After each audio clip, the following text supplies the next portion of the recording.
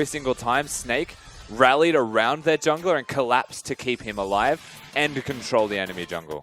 Yeah, and it was one of the first times that we've actually seen this team really supporting SOFM in his aggressive playstyle. Really showing that Snake are getting used to having him on the roster. We'll see how things change here as Trundle is going to be banned away. OMG now with some targeting ban options if they'd like to. Rek'Sai is going to be the answer. Snake probably being forced into the Rise. Vladimir bans, potentially, as this one goes through. And Nidalee taken away from SOFM. Makes a lot of sense. He still has an abundance of champions in his back pocket. Of course, the Lee Sin actually shared between Dredgeway and SOFM. Yeah, precisely. As we're going to have maybe a champion that should not be played available. Depends what OMG decides to ban away here, whether they want to get the Rise or the Vladimir for the first pick. Seeing those level of powerful champions in the hands of players like Icon would be very scary.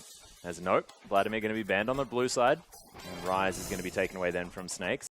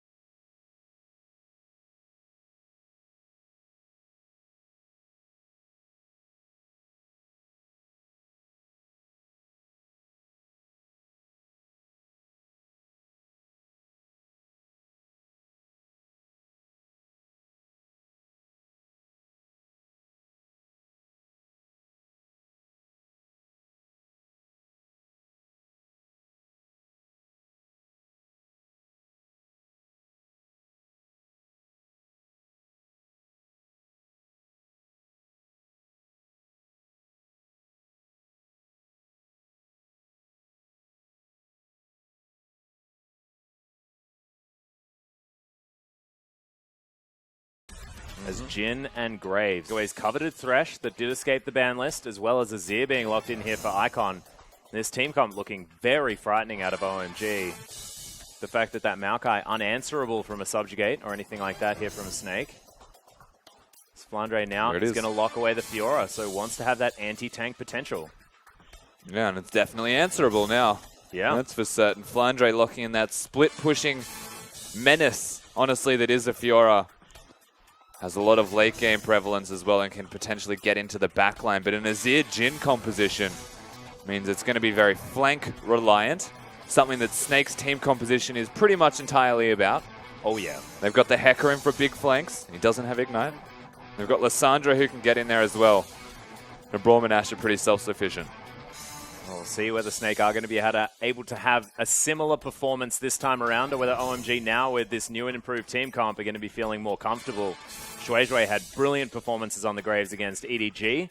Icon there as well, now on that sort of massive late-game AoE damage dealer with the very consistent variety in this Azir, and it's the bottom lane. This is comfort, if anything else, for SMLZ in 5. Well, these are the champions that were banned from them in game number 1. Precisely. It says a lot coming into this second game, but they've given them these champions. It could be dangerous for Snake. Most certainly could, but coaches are going to shake hands. Let's get into game number 2 between Snake and OMG.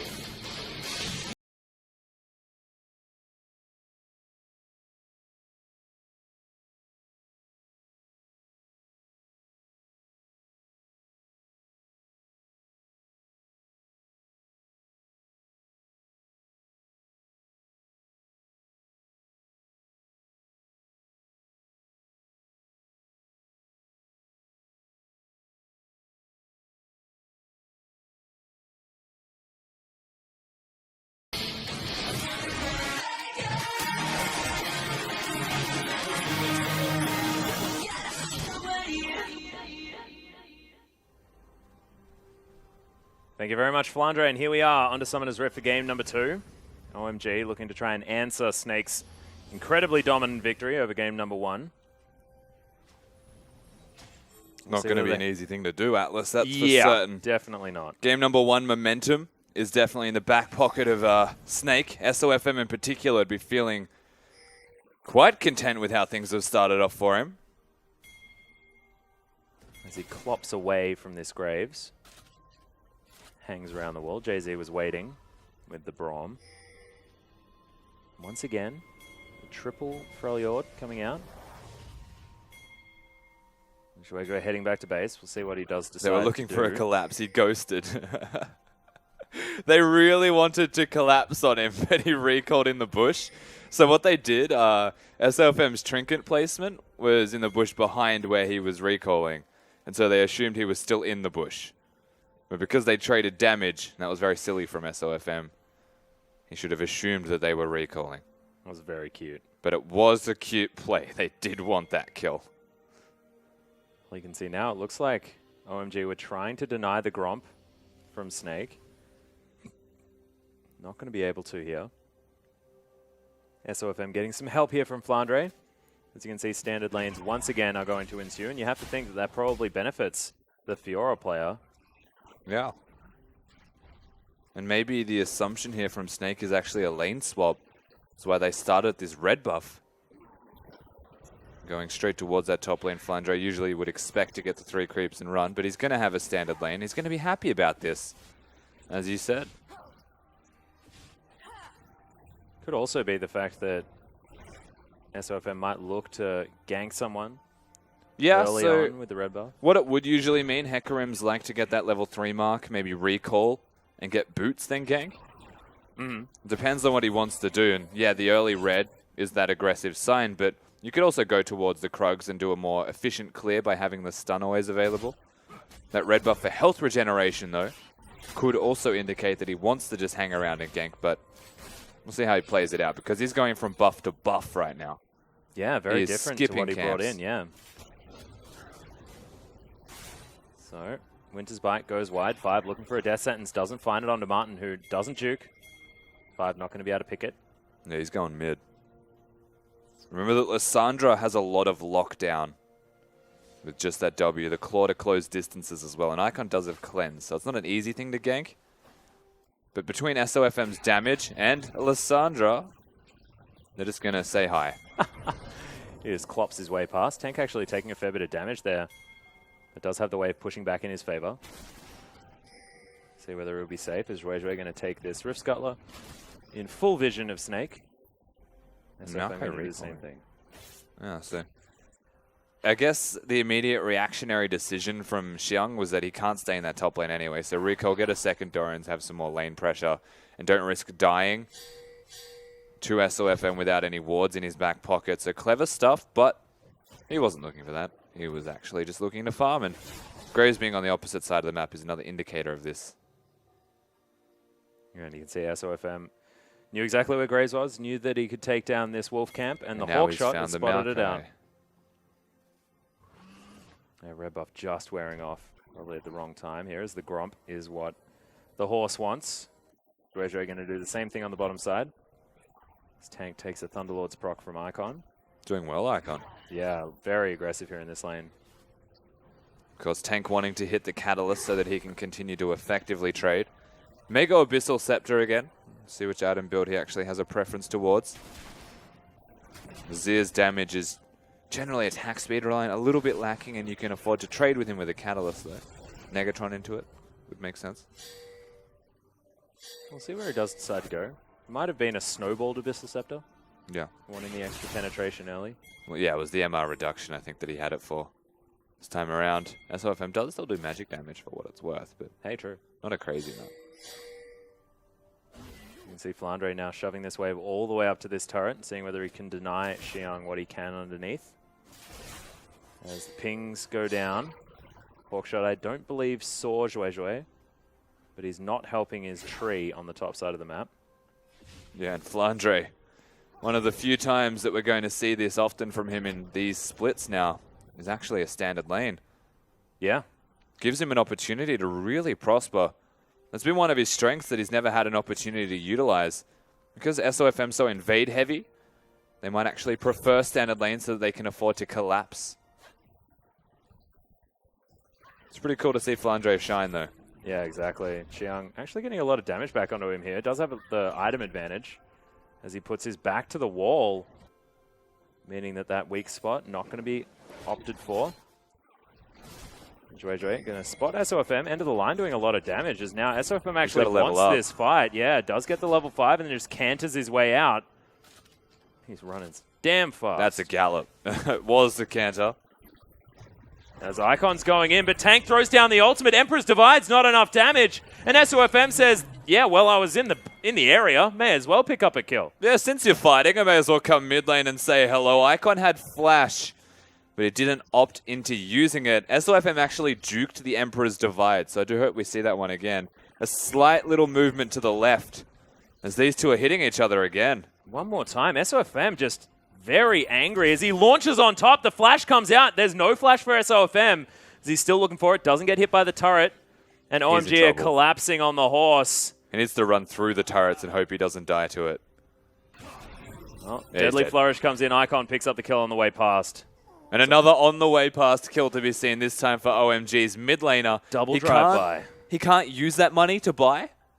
So he's on the way to lane, which means it's not going to actually amount to anything besides a bit of experience.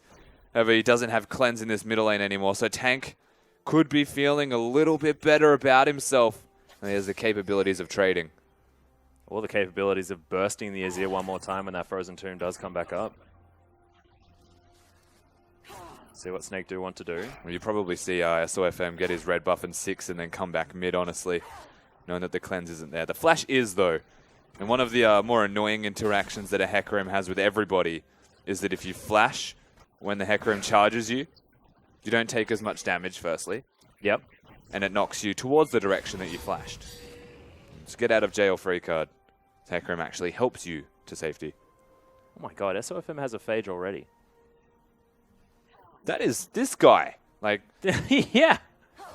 Most people, it's like, yeah, they get the challenging smite, maybe the tracker's knife or the chilling smite. Depends what you want. And then you go your Cinder Hulk build, and then you look for maybe the Phage. He is just accelerating this game. He's got the Rage passive with the Phage, which is nice. It is a trading spell. You can be sticky with it, which is one of the better purposes of it, whereas the Sheen Rush is for damage. And the added health might help him out a bit. I'm just trying to justify what is just aggression. Damn right. Now he's looking for an Onslaught of Shadows gank here over the wall. Wolf Spirit, yeah, spots him out immediately.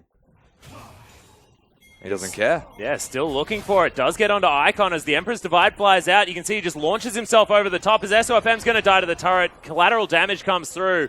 And Xiang, in fact, teleported in to protect his mid laner. That was too much from SOFM. He should have just ulted out to safety. Once again, we say live and die by their jungler in his current state and the way that he is thinking and playing the map. He just wants to kill people. OMG are responding to this effectively.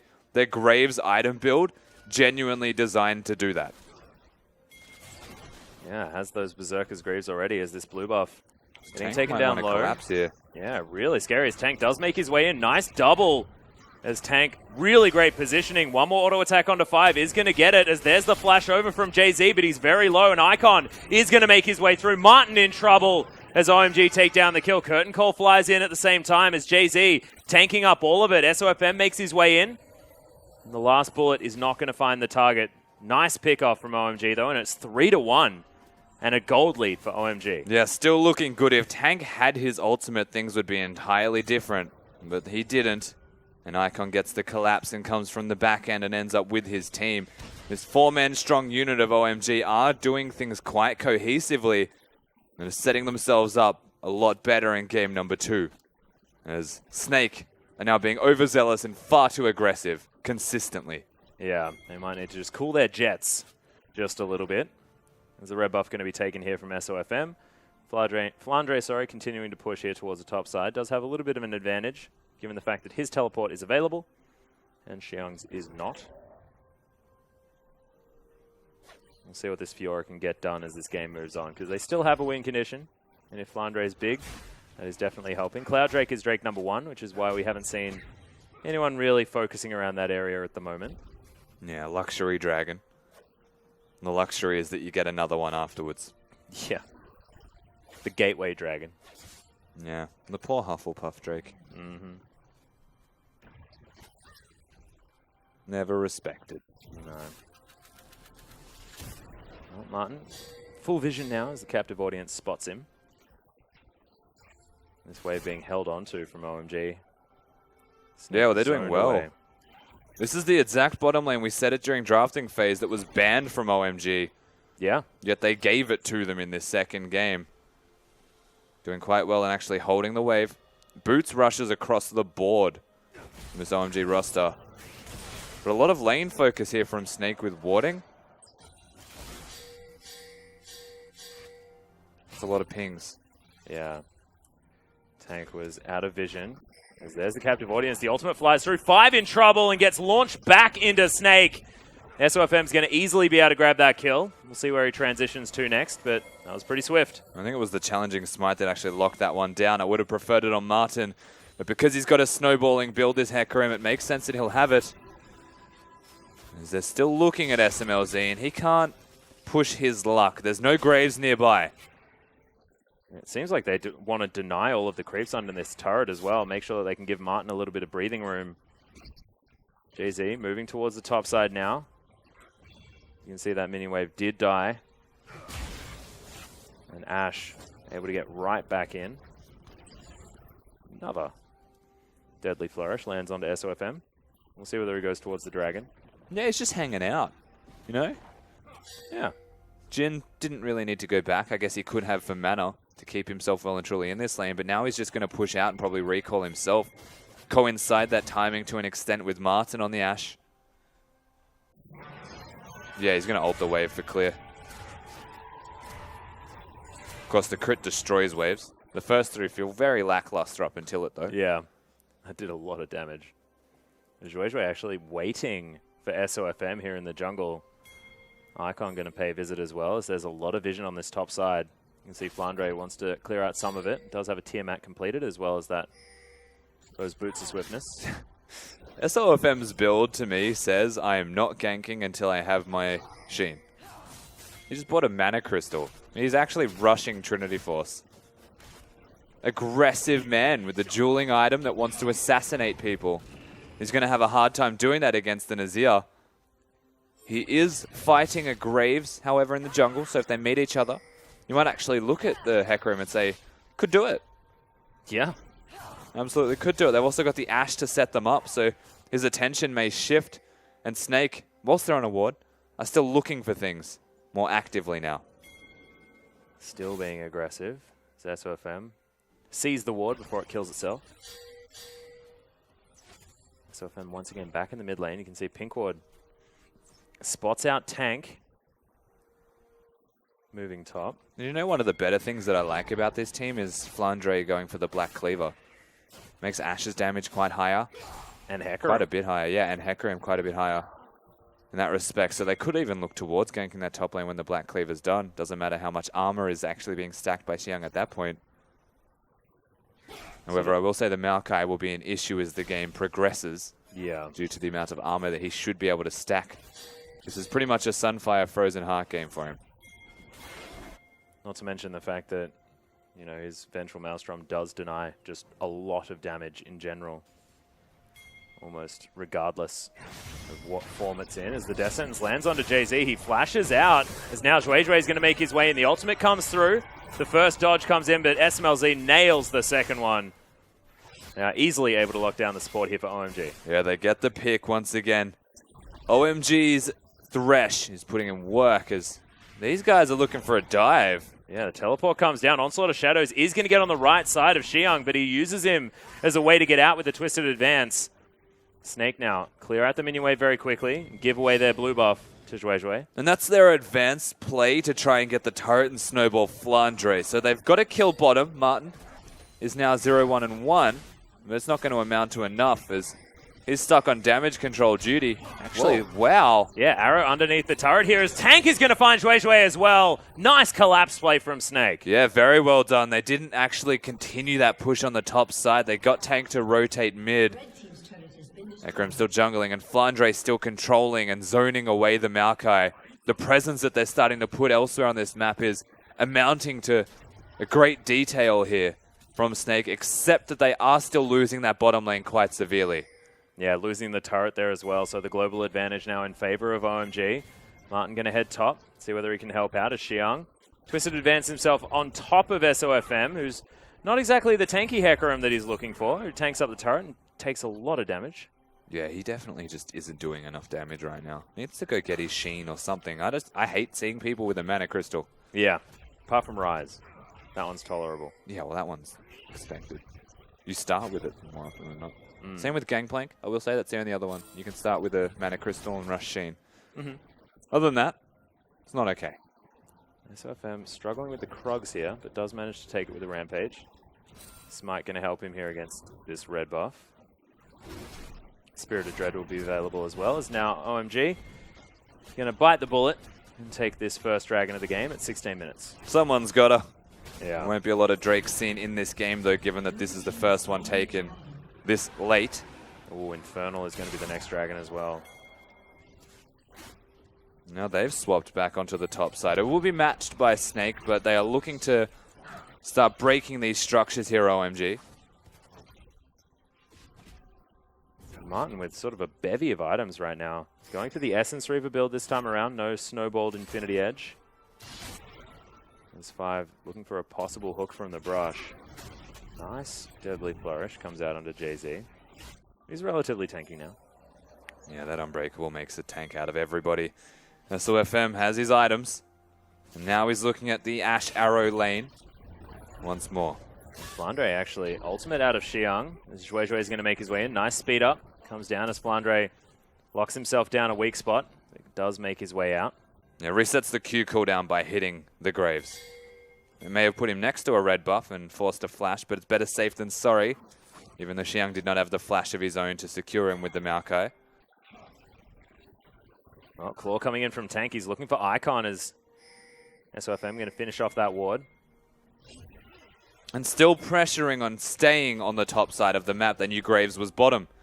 They saw him try and kill Flandre. It means they have a window to work towards these turrets, get these structures down, maybe get some gold in their back pockets again, Snake.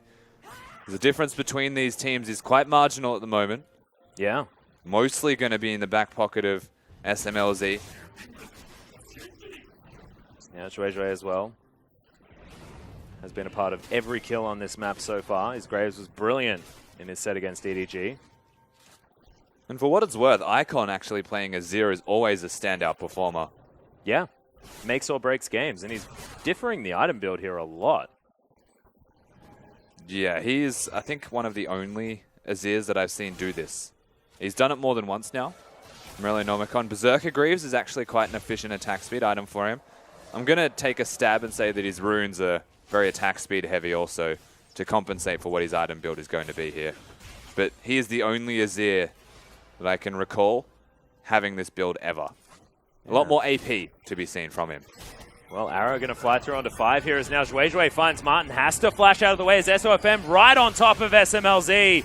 Not going to be able to take the lantern as he throws out the ultimate. SMLZ kiting very well, though, as now Tank is going to make his way through. Zhui is going to fall. Nice heal comes out as Icon does head over. We'll see what he can actually find as it's a brilliant hook out onto Tank as now Icon.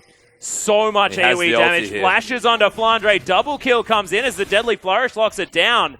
And OMG go 1 for 3. Yeah, and Icon did not even pull the trigger on that Azir ultimate. He has the capabilities to do more. And Snake, they start the fight off, but Zhui was already there to do the damage. And it's completely turned around by OMG. Very impressive stuff. The 19-minute mark in this game. Yeah, and pressure owned here from OMG as well. As you can see, it's Zhui that does the most damage. 3.5k, ridiculous from the Graves. Yeah, SOFM didn't even get SMLZ.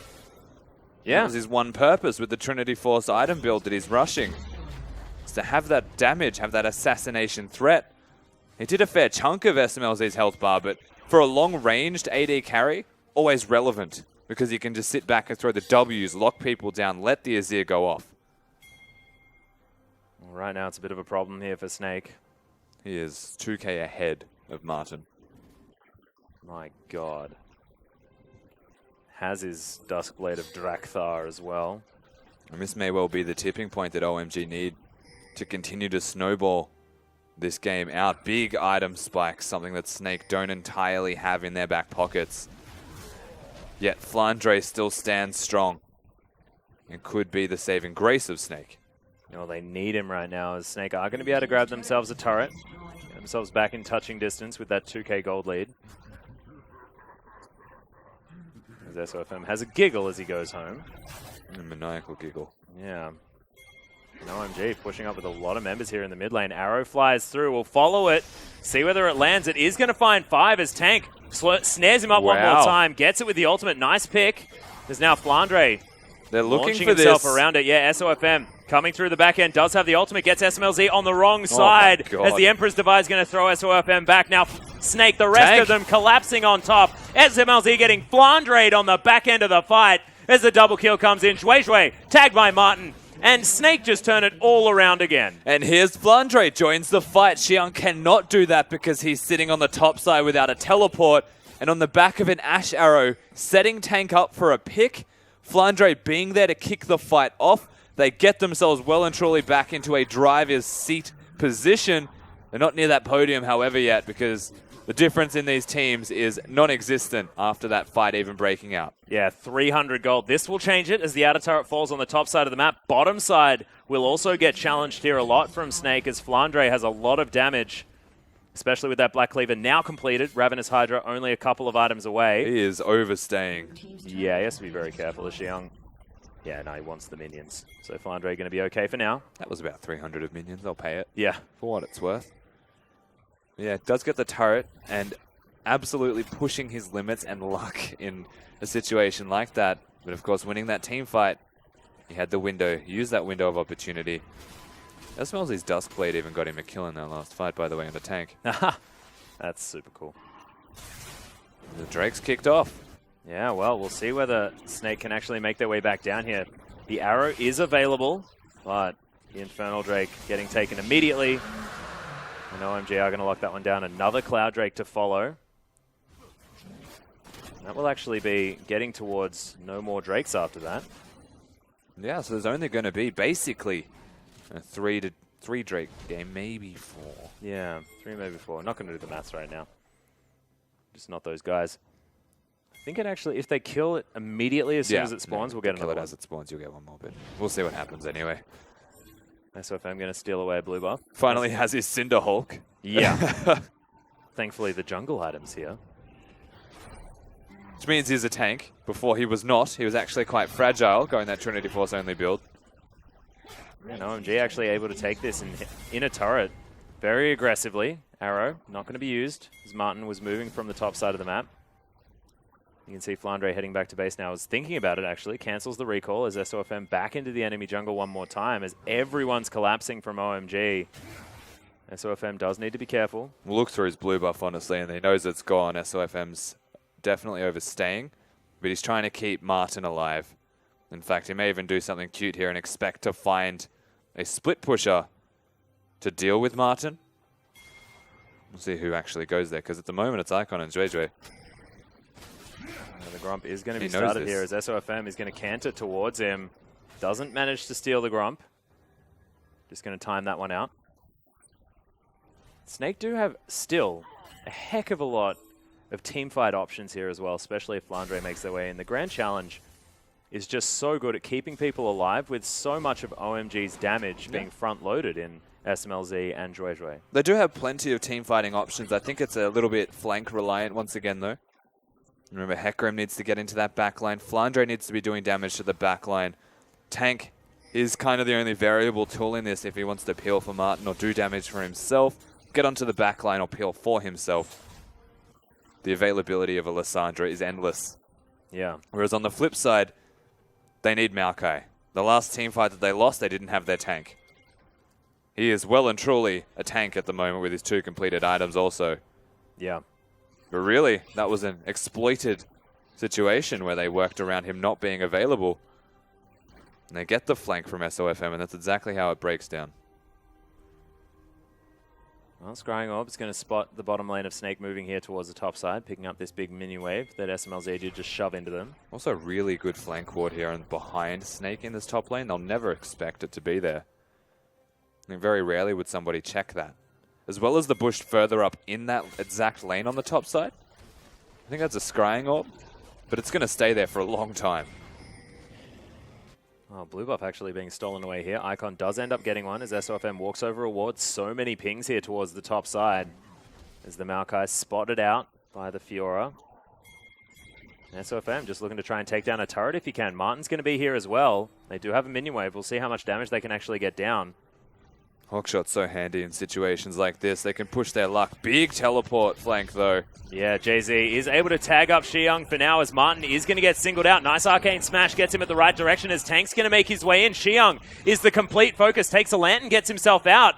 As you can see, the arrow connects onto Zhuizhui. That is huge as Flandre is looking for it. SOFM's ultimate doesn't do too much as Martin takes down the tank. But look at this AoE from the Lissandra. 5 now having to flash away. Massive damage. And Tank picks up another one. Flandre's huge. That's an ace. And Snake may just go to Baron. Tank and Flandre just did so much work in that fight. It kicks off through OMG getting the flank teleport, but he was way too early, Xiang. There was no follow-up to that, and he just got himself half health for the sake of it. And yes, it started the fight off, but it gave the perfect opportunity to re-engage. And to be honest with you, I'm pretty sure somebody flashed with Tank's ultimate on them, and it hit 4 people because of the flash. Oh, God. That might have been it. But, of course, Flandre as well, dashing around this fight with his 3 completed items, was just unkillable and did so much damage. Yeah, they can't take Flandre out when they're focusing other members. The way that SOFM is playing these fights, you'll see him constantly like threatening the backline, forcing the Azir ultimate, and Flandre then has time to work. You can see, look at Xiang's health before this actually even kicks off. Martin just sits at the back and throws the arrow to re-engage. This is where things start to unfold. Flandre, the picture-perfect taunt, as watch Tank's ultimate here. Oh my I believe God. Icon actually flashed and caused that to happen. And then Flandre hits 1 Q, he hits a million Qs. Very sticky target. And that was a team fight that was just executed quite well from Snake as a whole. Yeah, and Martin as well doing so much AoE damage as here Xiang once again caught out. Grand Challenge comes in as Flandre says, yep, we'll take the heal and we'll take the kill. Very easy kill. That's the Black Cleaver strength that we've been waiting for as well. The damage that Xiang can absorb is not that great, to be perfectly honest with you, when Flandre, who is 6-1 and 5 now, is hitting you. He's almost got his Bloodthirster completed as well. The full split push Fiora, who just seems to be able to make it work in teamfights. If there's anyone that can make split pushing champions with maximum damage work in teamfights, it's Flandre. That has always been his thing. And let's just credit that they got him standard lanes. He won his standard lanes, found a farm advantage, and suddenly snowballs the rest of the game with his team. Yeah. Because yes, he can make these champions work, but his team Snake actually let him do that now by not lane swapping for once. And Martin has a GA as his 3rd item. He knows that all he needs to do is sit back, tag people with his slow, get an arrow at the right time. Oh, yeah. And don't get exploded. Here's a cooldown reduction build. He's gone for the Essence Reaver. They've got SOFM with the Trinity Force. They've got a top laner that builds AD. This feels like it's the recipe of Snake at the moment. Yeah. Because everybody do damage. If they're focusing the weak link, that guy builds a GA. Yeah. And we'll pick a carry as we get to past the mid game. It's also a Lissandra that's hard to kill in its own right. SOFM's actually dead. Yeah, a lot of trouble as the Duskblade helps out taking that kill down. Good pick against the Tide here for OMG. They are still 9,000 gold behind. The rise and fall of Snake's jungler. We can sit there and talk him up all we want, but he's definitely still showing weaknesses throughout all of his competitive games. Aggressive to a fault is finally a Drake that isn't OMG's. Yeah, it is going to go down in favor of Snake. The next one is going to be that Elder Drake. Definitely more benefit for OMG is Snake just going to be running a bit quicker. But Bloodthirster completed here for Flandre. Hey, the best Drake buff for a Hecarim. Oh, God, yeah, that's true. At least for his first dash in. It's not actually the best, but it's pretty nice to have. Yeah. You know, Hecarim and move speed, they go hand in hand. The best champion for a Cloud Drake, you could say. Yeah, it wouldn't be far off. Can't think of one that would be better. Yeah. As Flandre is going to find Xiang one more time. Look at this damage out of the Fiora. Manages to proc his Grand Challenges. Xiang not going to be able to do anything. It's just all too easy. And it's a Bloodthirster build as well. So this is basically the Trundle from game number 1 all over again. It looks worse. It is worse because he's snowballed. He's 7-1 and 5 and has accelerated item builds. He is close to 100 CS ahead of Xiang right now on this Maokai. Oh, Arrow is going to find Shui on the back line, but not the target that they were looking for. As Martin caught out of position. GA, though. Don't worry about it. Not going to be dying just yet, but a lot of poke damage comes out from Icon. Shui as well. End of the line. Stops Tank from heading back in. So OMG have a lot of strengths at higher ranges than that of Snake. And the battle really happens on two fronts. It's can OMG keep range and maintain damage through that range advantage, or can Snake close the gap, get on top of them with their Fiora, Lissandra, Hecarim, and take them down. So far we've seen it go in both directions. The last fight was quite handily, however, in Snake's favor. And talk about gold acceleration. Yeah, exactly. It's exploded. Summoner's Rift right now. OMG have clawed it back just a little bit, now down to 8k, but down to 8k is definitely when you're talking about silver linings as opposed to actual benefits, because this cloud is still big hanging over OMG. Got him. That grenade. Oh, double got him. Yeah. Big old damage. Didn't actually proc the Duskblade though. Still has to auto-attack to get that one down, so he will still have the 2-minute cooldown. It's the important part of his kit, right? Nah, it's the ultimate at the moment. He's got the armor penetration build, even gone for a Last Whisper third. It's all about spell weaving now for this Jhin. And all about utilizing Icon's presence. Hitting the backline targets and doing a lot of damage, then locking them down with Jin's W. Because at the moment, OMG are holding strong. They're finding a difficult Snake to break what is currently decent ward coverage. And really good setup from OMG to turtle in as effectively as they can. Yeah. Flandre now with the QSS completed just doesn't want to get locked down by a death sentence out of 5 or anything like that. Wants to make sure he can continue putting the hurt onto Xiang, who just can't go near a minion wave outside his base at all. Yeah. The defensive vision is actually really good from OMG on the bottom side though. They've set up a trinity of pink wards and they're extending that vision further. And because of that vision, they can actually get SMLZ a buff that he would like to have. You would think. Oh, Flandre is still looking for it. The Grand Challenge flies through as Flandre is going to get exhausted and killed. Yeah. Immediately. Got him. As the arrow flies through, but there are 4 people there. You can see Snake, we're trying to make a play towards the top side, but too much wave clear from Icon.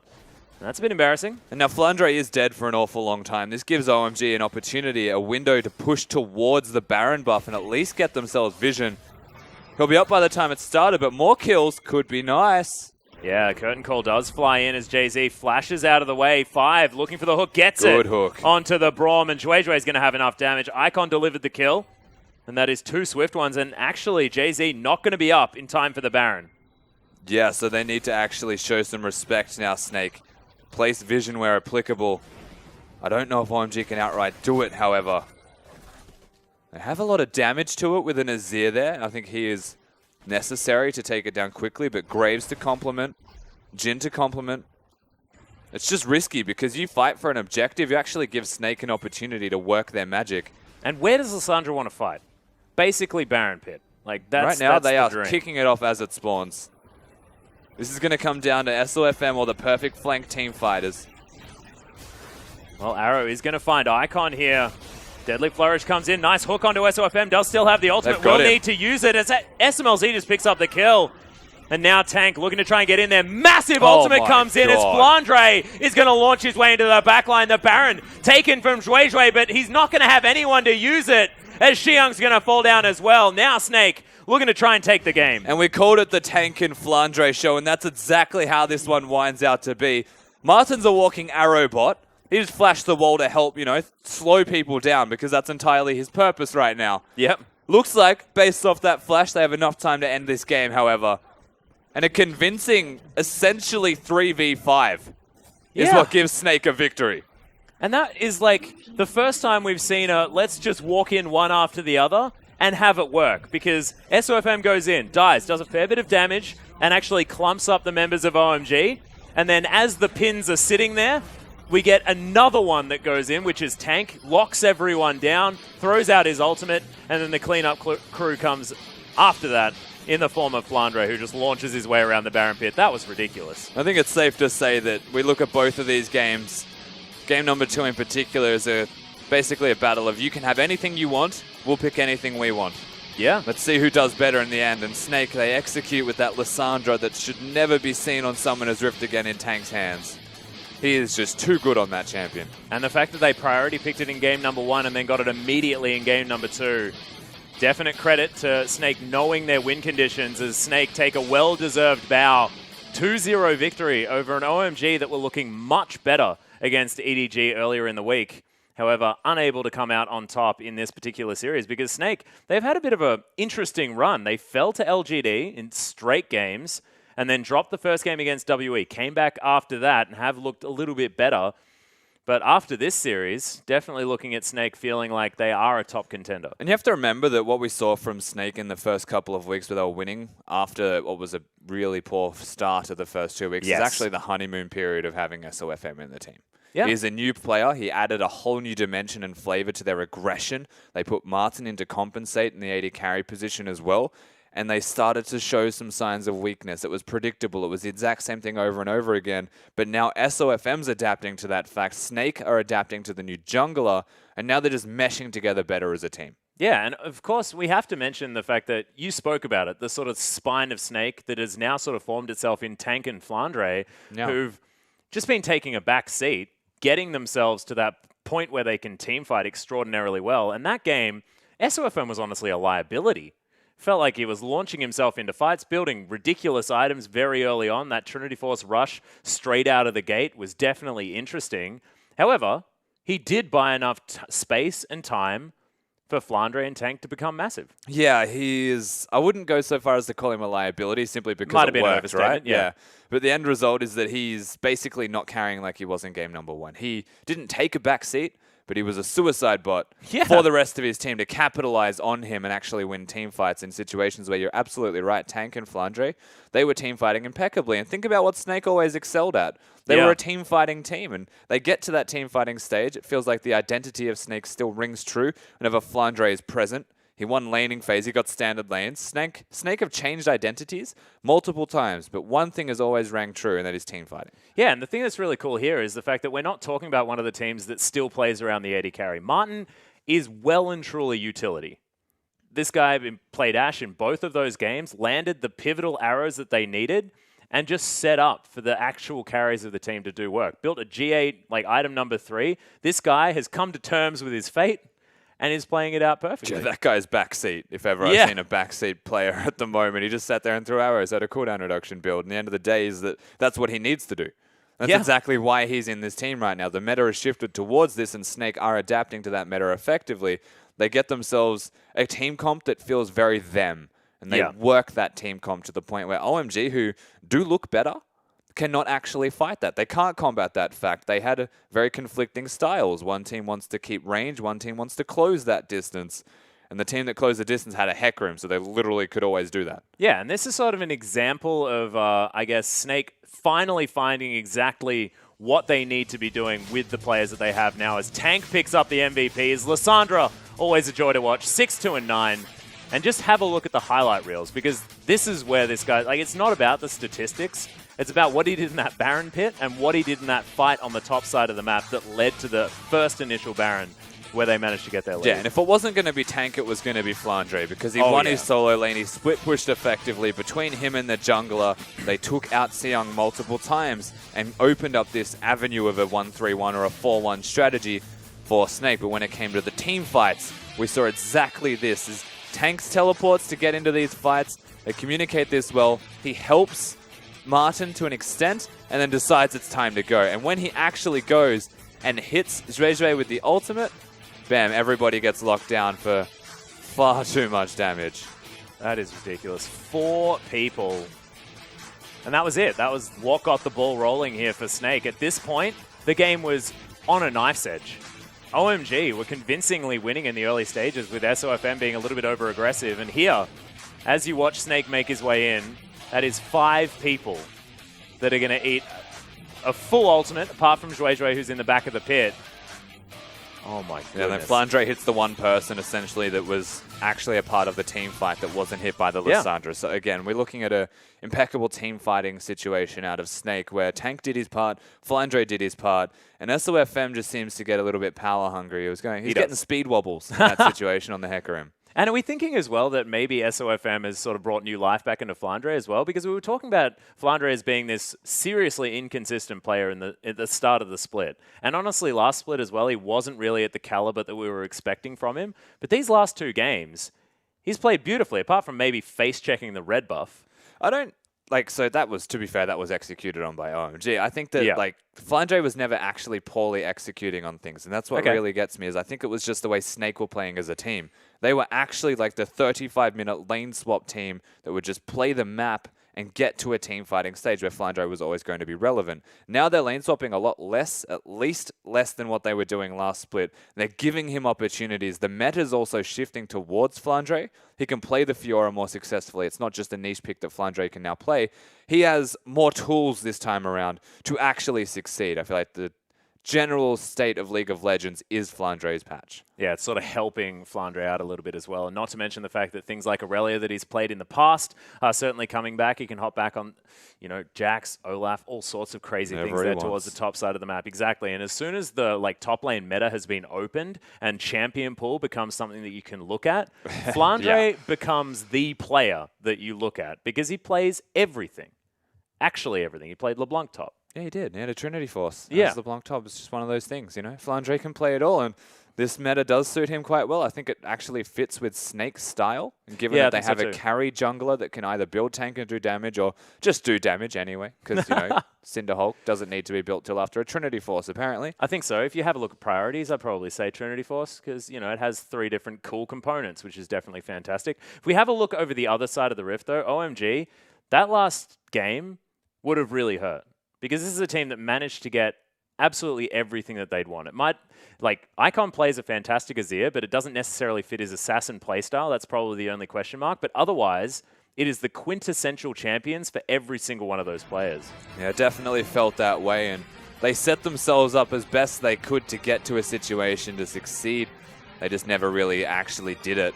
And once again, I think it was just the team fighting prowess that Snake actually provided that thwarted any advances that OMG tried to make. This was the big point, though, where Icon, I think, could have been more aggressive and looked to get something done. But, funnily enough, SOFM accidentally blocked him from making the play by standing next to him. Yeah. And this is where it all really starts to unfold, and it's on the back of Ash Arrows.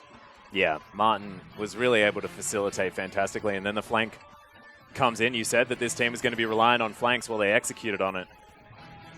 And this from Tank as well. Plenty of damage. Gets killed by the Duskblade, but they basically kill each other as they pass by. It just takes up enough time for the rest of the team to make their way over. It was very selfless play, honestly, out of Snake. In every single team fight, every player knew exactly what each other was capable of and knew that if they were to go too aggressive, there would be someone there to stand up and do the rest of the damage. Yeah, I think the problem that a lot of teams face and a lot of players individually actually suffer from is knowing when dying is okay. Yeah. And it's something that Snake did quite well in this game.